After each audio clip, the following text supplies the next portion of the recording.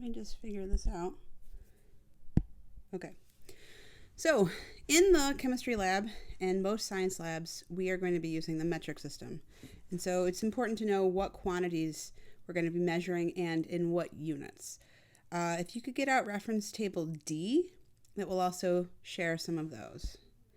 So the first thing you need to know is, The first thing you need to know is what is a quantity? A quantity is an amount of a substance that's present or measured. So specific amounts. So an example would be 5 grams. The 5 is your quantity. The grams is something else. The gram is your unit. Units describe the quantity. So if I said, how much do you have? And you say, oh, 5. That could be $5. That could be 5 grams. That could be 5 dogs. Without a unit, it's just not specific enough. So as a personal aside, it's why it really kind of makes me annoyed when people say, oh, the temperature is 85. It is assumed that we all know it's Fahrenheit, 85 degrees Fahrenheit here in America, but if you were in another country, that would be practically the temperature of boiling water. So in Celsius. So you really should always include your units. So in any measurement, you're going to have a quantity and you're going to have a unit. So in most science labs, definitely ours, we're going to be using the SI, which is the Système International de Units. I have a very bad French accent, even though I took it for, how long did I take it? Like 12 years. Anyways, the Système International de Units is another name for the metric system. So the metric system is adopted by most other countries, except for us. It's Myanmar, sometimes known as Burma, and I believe it's Liberia. Of course, now that I'm recording, I'm having second thoughts, but I do believe that these are our 3 large non-metric countries. So if you want to look at this picture, which is very small, I do apologize. You're not going to be tested on this. The first country to go metric was France. In the year 1795. Think of, all those post-revolutionary, we're just kind of changing everything. And there was a guy, a famous American named Thomas Jefferson, who spent many years in France, came back to the United States and was like, hey, there's this different way that we can measure things. Everything is based off the number 10 and, multiples and, of it and smaller. It just didn't catch on in America. There are many reasons, and that's up for debate, and that's some history. But you could see that the rest of the world really caught on to it.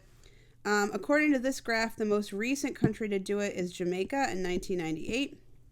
Our friends to the north, Canada. Canada was in 1970, which is only 40 years ago. So, people think of Canada as being metric forever, and it really hasn't been.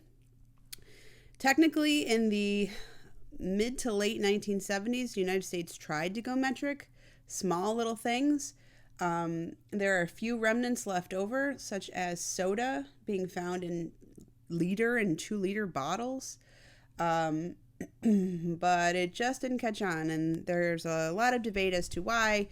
Some of it was stubbornness, some of it was expense. We would have to go and change things like road signs and how we distribute weights and measurements in like the gas pump and all kinds of places, things that I can't even rattle off. And there's also a certain sense of, hey, this is America and this is how we've always done it, so why change it? And that's not always a bad thing, but there have been a few times when using a non-metric system has cost us. Like there was a very expensive Mars rover, I think it was the late 90s or maybe the early 2000s. It crashed on Mars because in the programming, somebody had intended to use metric and then it was put into non-metric imperial units, and that miscommunication caused a glitch that crashed a multi-million-dollar rover. So having to switch between metric and non-metric in America is really hard. And I think it would be a lot easier for students if they had grown up with it. But that's a conversation for another day. Just know that we will definitely have to use it in chemistry class. So the first thing we need to do is talk about mass. Mass is the total amount of particles. We do not use weight. Weight would be, that has to do with gravity, and you can talk more about weight in physics, but we measure mass here.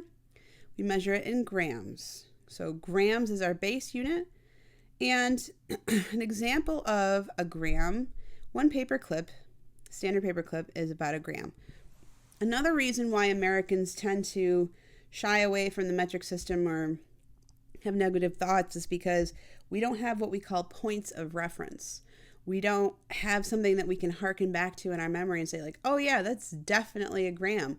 So if I know what 1 gram is, I could estimate the weight of something else I'm looking at.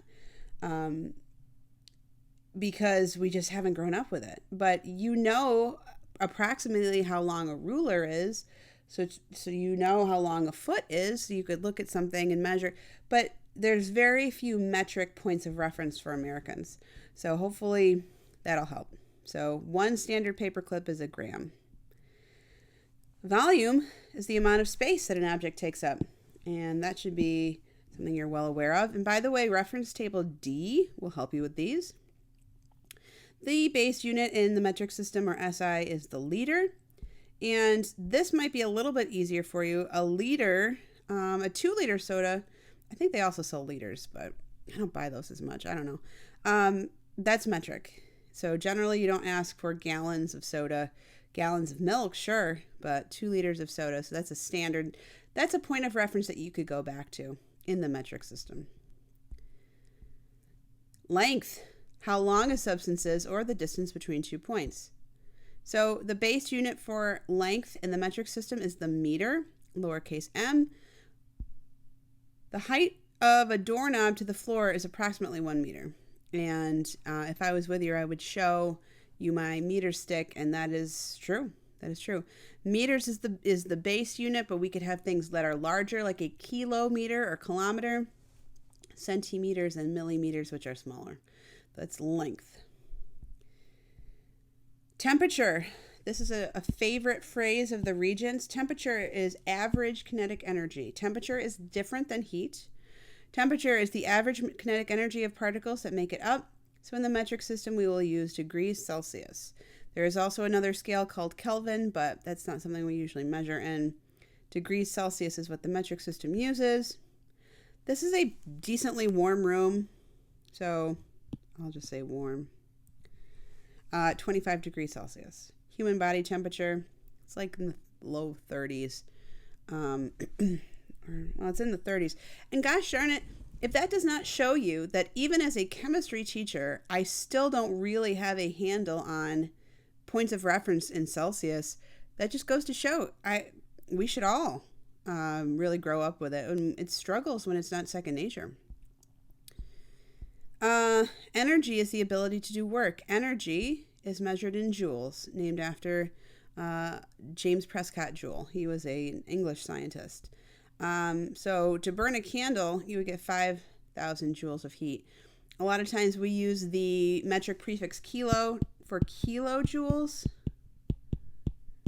If you look at nutrition labels from foreign foods, a lot of times they do include kilojoules of energy, whereas in America, you would be measuring your food energy in calories.